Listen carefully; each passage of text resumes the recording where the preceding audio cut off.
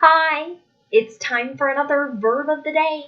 Today's verb is reveal. Let's take a look at some of the definitions for this verb. The first way you might hear or see the verb reveal used is to mean to make some previously unknown or secret information known to others. So you might think about sharing something that was previously unknown or that was previously a secret. A second way to use this verb is to mean to cause something to be seen or to allow something to be seen. So here it's sort of like something was hidden and now we are able to view it or to see it. You should know that reveal is a regular verb. To make the progressive tense, we'll add ing to form revealing. The past tense and participle forms of this verb are made by adding ed. And because this verb ends in an l or l sound, it's a voiced consonant sound, the ed is going to make a d sound. Revealed, revealed. You'll be happy to know I don't have any additional phrasal verbs or other meanings for you to learn with this particular verb. So it allows us to look at the active and passive voice. And that's our focus this week as we practice different verb tenses. So again, you're probably most comfortable writing sentences in the active voice. And when we do that, we're beginning with a subject, a person or a thing that is responsible for the action or responsible for the verb in the sentence. So I have two examples for you in simple future. Brad will wash the dishes. Caroline will eat lunch. Right? So both of these are starting off with who is responsible for each action. Brad is responsible for washing. Caroline is responsible for eating. In sentences that are in passive voice, though, we are going to begin with the person or the thing that is acted on. So the person who is actually responsible for the action or who is doing the action, they might not be included in the sentence. But if they are included, they're going to come towards the end of the sentence, right after the preposition by. So I took my first two examples that were in active voice and I've changed them into passive voice. Here's the first example. The dishes will be washed. Or I could say the dishes will be washed by Brad. I could say lunch will be eaten or lunch will be eaten by Caroline. Both of those sentences are in passive voice. And the reason why we might do this is because the person who is responsible for the action or who is doing the action may not be known. So it seems a little simpler to start with we know who or what is receiving the action. Another reason that we might use passive voice versus active is because the person doing the action or the person who's responsible just isn't important. And instead, we want our listeners or our readers to really focus on the object, the thing or the person that has been acted on or that is receiving the action. So by beginning the sentence with that object, we are putting greater emphasis on it. So today, we're going to make both active voice and passive voice sentences with reveal in the simple future. And we're going to use will in both cases. And the nice thing about will is it's going to be that form of the modal. It won't matter what our subject is, if it's singular, if it's I versus they, doesn't matter. Will, it always comes next. So here is an affirmative example. We're using will and the base verb.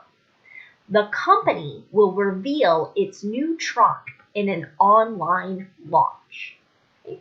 So this might connect back to that idea. It's a secret or something that's been a bit hidden. We don't know what this new truck looks like or what features it has. So it will be revealed is what is being suggested by this sentence. And I just use the passive voice to reword or explain that sentence.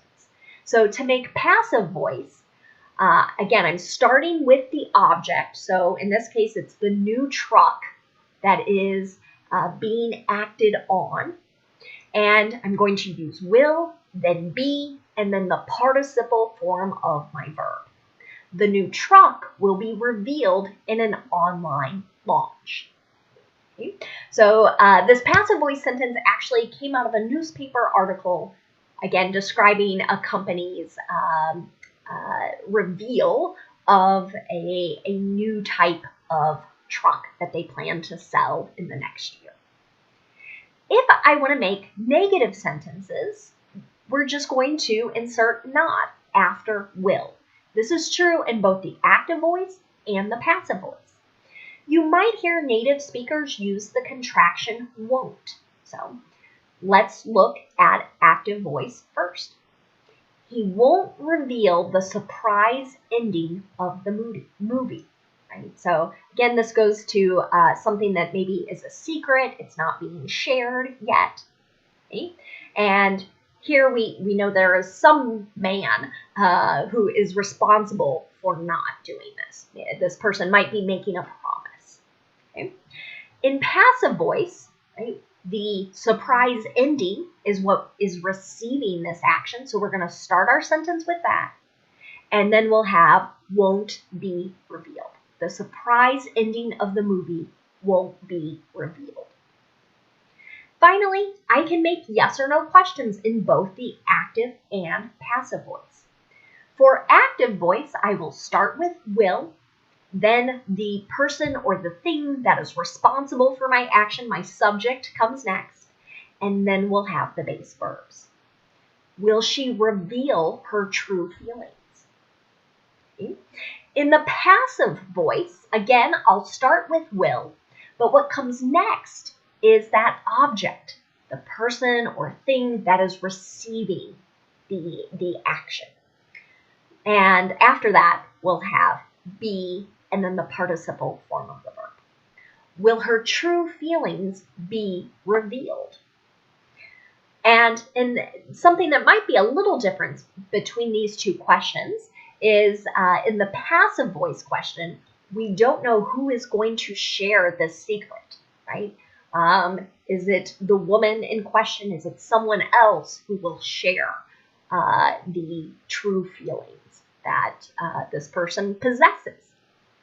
So now let's take a look at some words that are related to our verb of the day.